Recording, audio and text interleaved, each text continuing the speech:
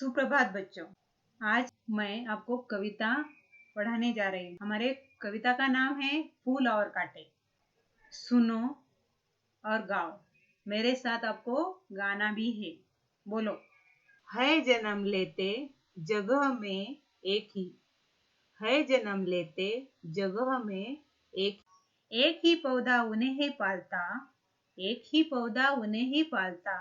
रात में उन पर चमकता चांद भी एक ही सी चांदनी है डालता। मेह उन पर है बरसता एक सा, मेह उन पर है बरसता एक सा। एक सी उन पर हवाएं है बही, एक सी उन पर हवाएं है बही। पर सदा ही यह दिखाता है हमें, ढंग उनके एक से होते नहीं, ढंग उनके एक से होते नहीं। छत कर काटा किसी की उंगलियां, छत कर काटा किसी की उंगलियां। फाड़ देता है किसी का वर वसन, फाड़ देता है किसी का वर वसन। प्यार डूबी तितलियों के पर कतर, प्यार डूबी तितलियों के पर कतर। भोर का है वेद देता शाम तन, भोर का है वेद देता शाम तन। फूल लेकर तितलियों की गोद में, फूल लेकर तितलियों के गोद में। भोर को अपना अनूठा रस पिला, भोर को अपना अनूठा रस पिला। नीच सुगंध ओ निराले रंग से, नीच सुगंध ओ निराले रंग से। है सदा देता कली जी की खिला, है सदा देता कली जी की खिला। है खटकता एक सबकी आंख में, है खटकता एक सबकी आंख में। दूसरा है सोता सूर शीश पर, दूसरा है सोता सूर शीश पर। किस तरह कुल की बढ़ाई काम दे, किस तरह कुल की बढ़ाई काम दे। जो किसी में हो बड़प्पन की कसर, जो किसी में हो बड़प्पन की कसर। है जन्म लेते जगह में एक ही पौधा उन्हें है पालता, एक ही पौधा उन्हें ही पालता। प्रस्तुत कविता में कवि ने यह स्पष्ट किया है कि मनुष्य विशिष्ट कुल में जन्म लेने से नहीं बल्कि अपने कर्मों से बड़ा बनता है। हमें अपने कर्मों से बड़ा बनना है। अच्छे काम करने से आदमी अच्छा बनता है। फूल और कांटे के एक कविता के माध्यम से कवि ने व्यक्ति के व्यवहार के विषय में बताया गया है। कवि बोल रहा है, उच्च कुल में जन्मे व्यक्ति का दूसरे के प्रति व्यवहार यदि उचित नहीं है तो उनकी कुलीनता उसे समाज में सम्मान नहीं दे सकती। हम हमारे कविता का अर्थ देख। है जन्म लेते जगह मैं एक ही पौधा उन्हें है पालता। रात में उन पर चमकता चांद भी एक ही सी चांदनी है डालता। फूल और कांटे एक ही स्थान पर जन्म लेते हैं, एक ही पौधे पर वे दोनों पलते हैं। गुलाब का पौधा देखो, उसमें कांटे भी होते हैं और फूल भी होते हैं। रात में उन पर चमकता चांद भी देखो। रात्रि के समय जब आकाश में चांद अपनी शीतल चांदनी फैलाता है तब फूल और कांटे दोनों को समान रूप से वो चांदनी मिलती है कि नहीं। मेह उन पर है बरसता एक सा, एक सी उन पर हवा है बही। पर सदा ही यह दिखाता है हमें, ढंग उनके एक से होते नहीं। मेह मेह यानी बादल। जब बादल पृथ्वी पर जल बरसाते हैं तो दोनों पर समान रूप से बरसाते हैं। दोनों कौन? फूल और कांटे।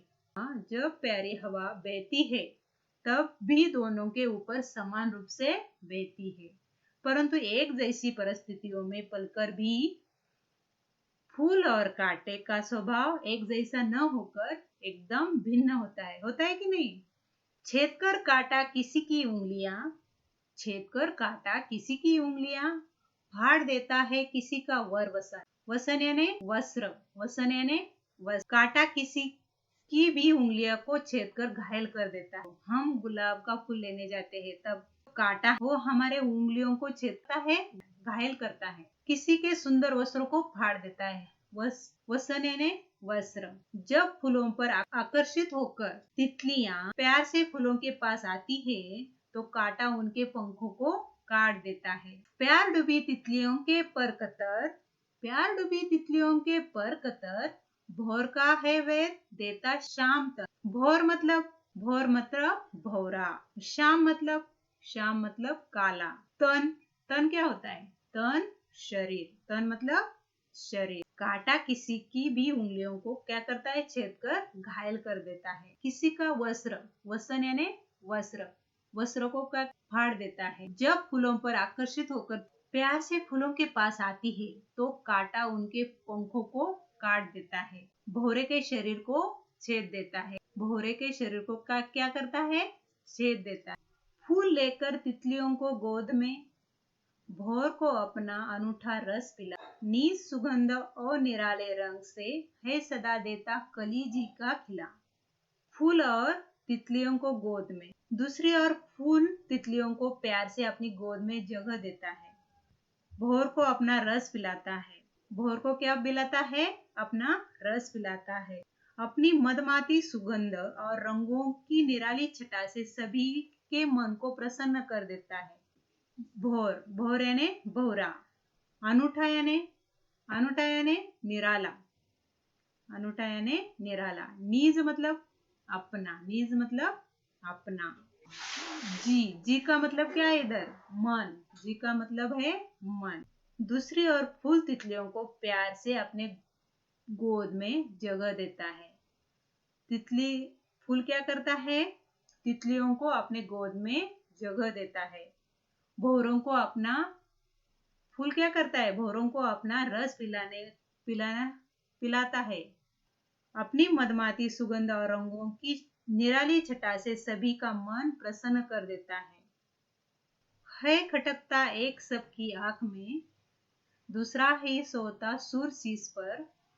किस तरह फूल की बढ़ाई काम दे, जो किसी में हो बड़प्पन की कसर। अपने व्यवहार के कारण कांटा सबकी आंखों में खटकता है, जबकि फूलों को देवताओं के शीश पर चढ़ाया जाता है।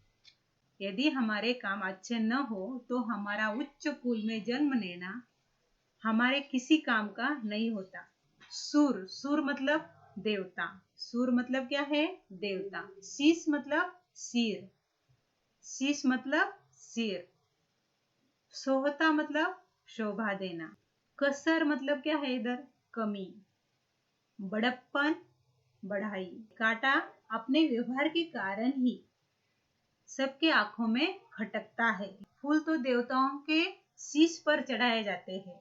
तो बच्चों, हमारा काम कैसा होना चाहिए? हमारा काम अच्छा ही होना चाहिए। फूल और कांटे इस कविता के माध्यम से हमें यह संदेश मिलता है कि हमारे कर्म और दूसरों के साथ किया हुआ व्यवहार कैसा होना चाहिए? आदरणीय।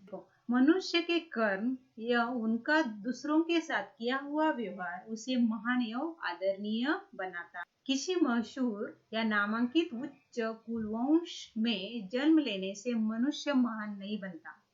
मनुष्य अपने कर्मों, वाणी एवं व्यवहार से समाज में उसकी प्रतिष्ठा हासिल करता है।